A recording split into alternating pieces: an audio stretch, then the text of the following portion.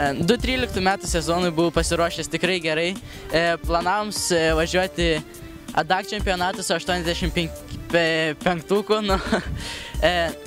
bet pravažiavom tik tais 2 etapus.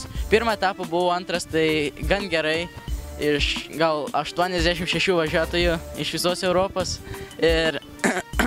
O antrą etapą buvo daug problemų, kritau, startai prasti ir antras etapas buvo gan prastas. Ir baigėme važiuoti su 85 ir padarėme klaidą, nes reikėjo pabaigti visą sezoną, nes per lipus ant 125 nieko negalėjau padaryti.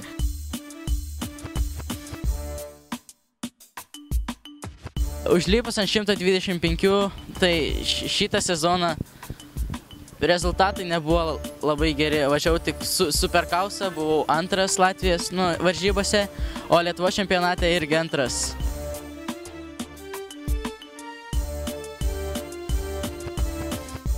Kitais 2014 metais planuoju važiuoti Europos čempionatus 125 kubinių centimetrų klasėje, ADAC čempionatus, gal turbūt ADACus, Lietuvos čempionatus, Superkausus, kuriuos galėsiu, aišku, turbūt ne visus.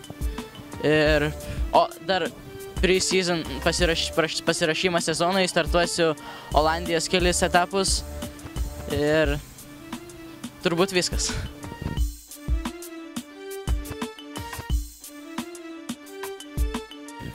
Norėčiau padėkoti labai savo tėčiui už ryžtą ir pastangas, kad nesiliauja sponsoriuoti mane, ir Motoshop.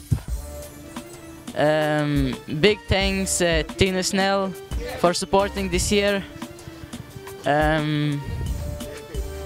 Ir daugiau sponsorių lygtais ir net. Denical Lubricants ir Krister Sergis Moto.